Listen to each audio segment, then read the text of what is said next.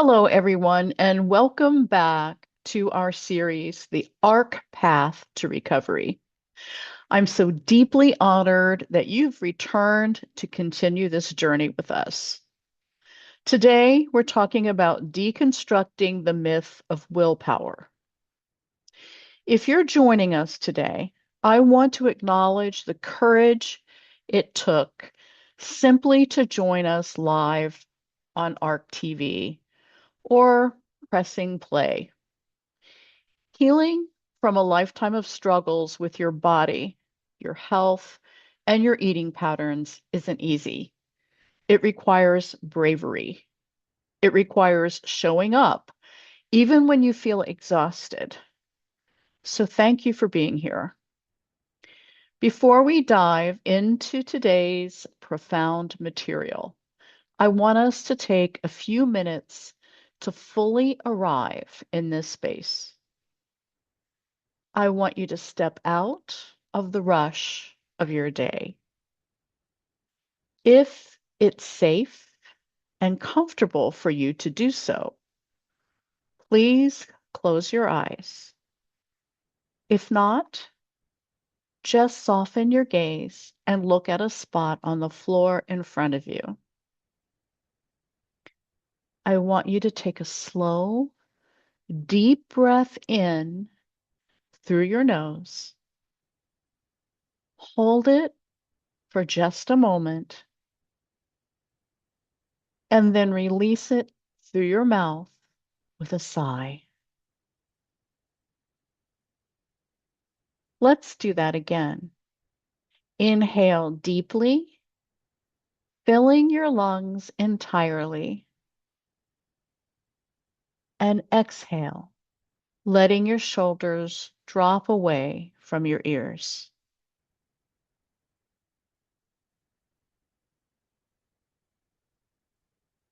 As you continue to breathe gently, I want you to mentally scan your body for any tension, particularly any feelings of guilt or shame that you might be carrying about your eating habits from this past week.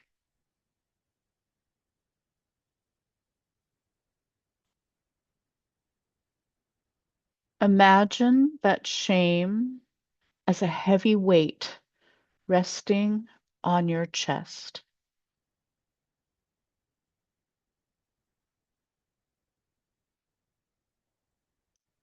And with your next exhale, I'd like you to visualize setting that weight down on the floor beside you.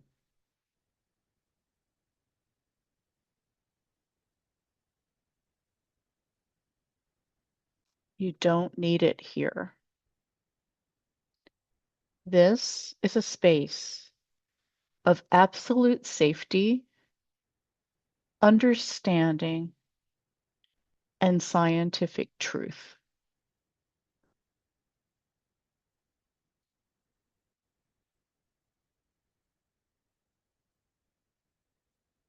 When you feel ready, gently open your eyes.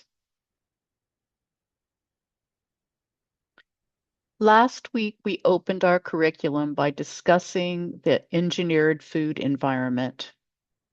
We learned how, since the 1980s, the tobacco industry applied its addiction business practices to the creation and marketing of processed products. We discussed how these neuromarketing tactics, aggressive advertising, artificial affordability, and inescapable availability intentionally target your brain's craving and stress pathways. We established that your struggles aren't your fault. They are a natural biological response to a hostile environment. Today, we're going to take that scientific foundation and apply it to one of the most damaging concepts in modern diet culture. Today, we are going to completely deconstruct and destroy the myth of willpower. I'd like you to think about how many times in your life you've told yourself, I just need to try harder.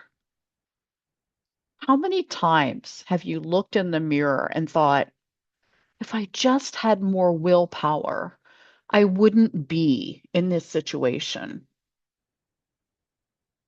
How many times have you felt a crushing sense of personal failure because you simply couldn't just say no to highly processed carbohydrates, fats, starches?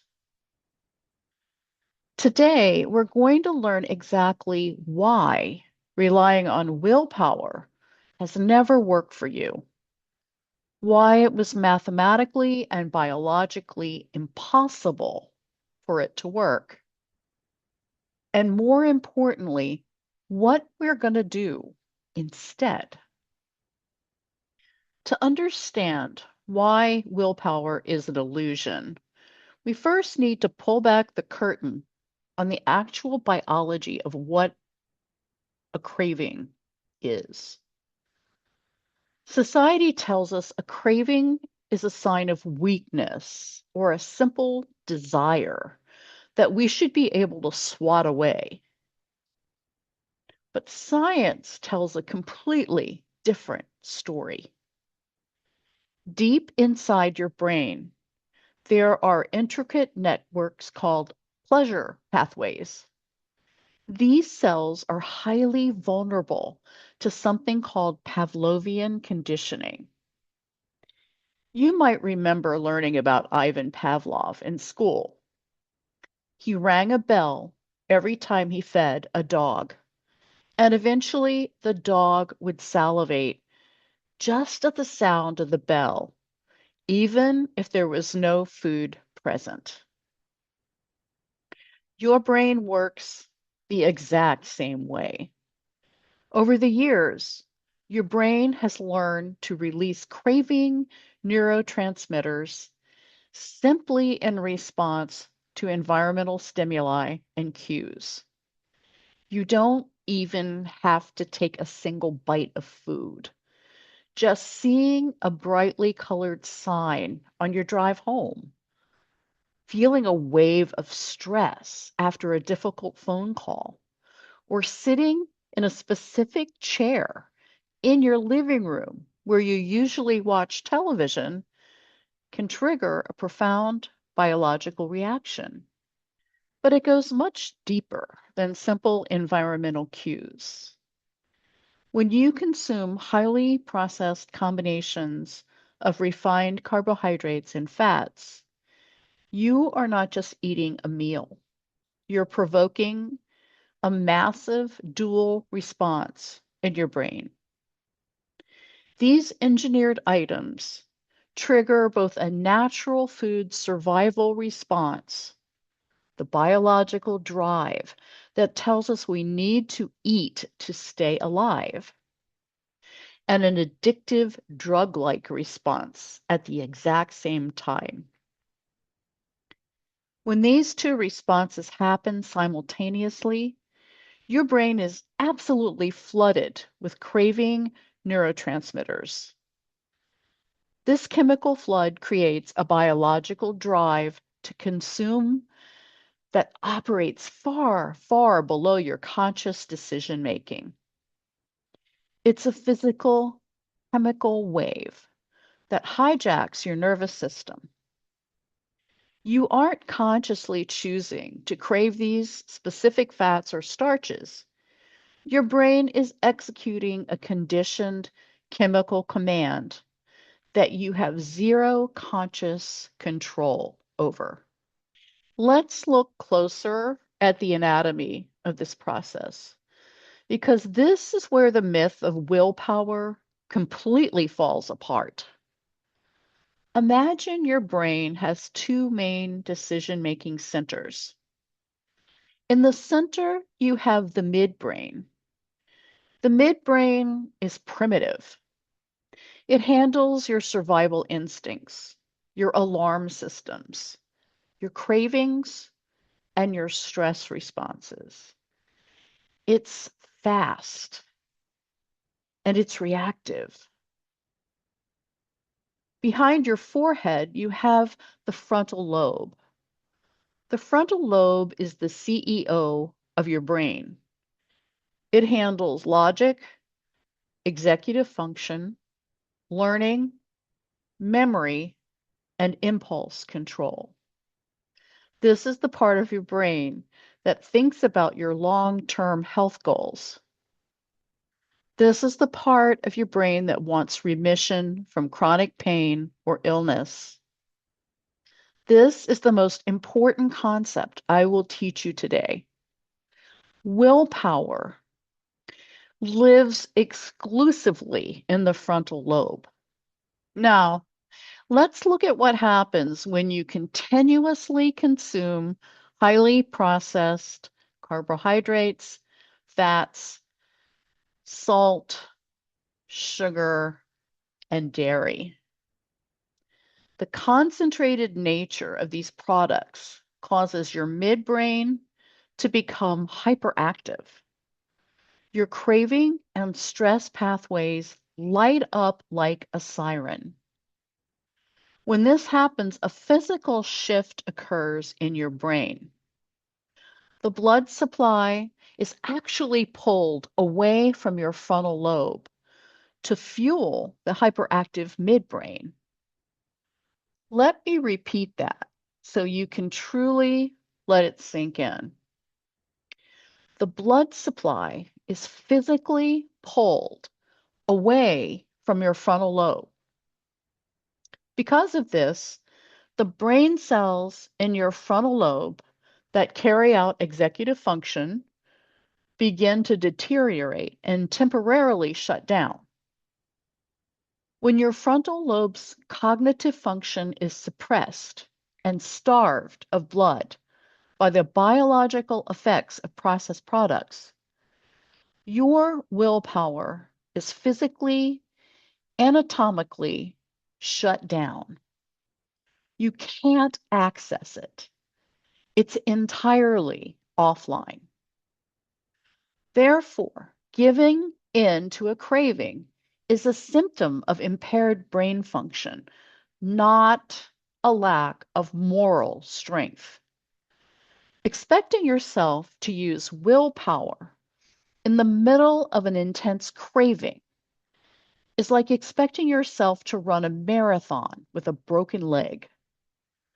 The biological machinery required to perform the task is simply not functioning. When we understand this brain science, we can clearly see why the mainstream advice to just stop eating it or just eat in moderation is not only deeply flawed, but actively harmful. It's entirely unrealistic to expect an individual to rely on internal impulse control when they're constantly bombarded by external food stimulation in our engineered food environment. You're being asked to fight a 24-hour, multi-billion-dollar marketing machine with a frontal lobe that has been chemically suppressed. Because the frontal lobe is compromised, many of you have likely experienced a downward spiral of symptoms that have nothing to do with food directly. Have you noticed brain fog, attention deficits, memory loss, a feeling of constant, overwhelming fatigue? This cognitive impairment makes it incredibly difficult to perform the daily, consistent self-care tasks needed to put your illnesses into remission.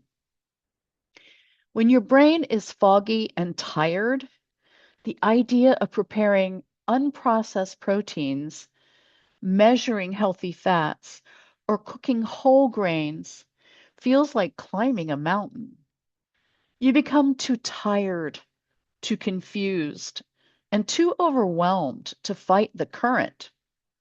So you default back to the very processed convenience items that are causing the brain fog in the first place. If you've ever asked yourself, if eliminating these products is the answer to my health problems, why haven't I already done it? Here is your final definitive answer. Your internal impulse control has been systematically overwhelmed by your environment, and your brain has been biologically hijacked. You haven't failed. You simply haven't had the external tools to work through these immense physical and chemical barriers. So, this brings us to the ultimate question. If we can't rely on willpower, what do we rely on? How do we break this cycle if our own brains have been temporarily compromised? The answer lies in another incredible chemical process in the human body. If the chemical signature of a craving is stress, the chemical antidote is oxytocin. Oxytocin is often called the bonding hormone, the safety hormone, or the love hormone. When oxytocin is released into your bloodstream, it acts as a natural tranquilizer for the midbrain. Research shows that connecting to a familiar, friendly, and safe community physically trains your body to release oxytocin.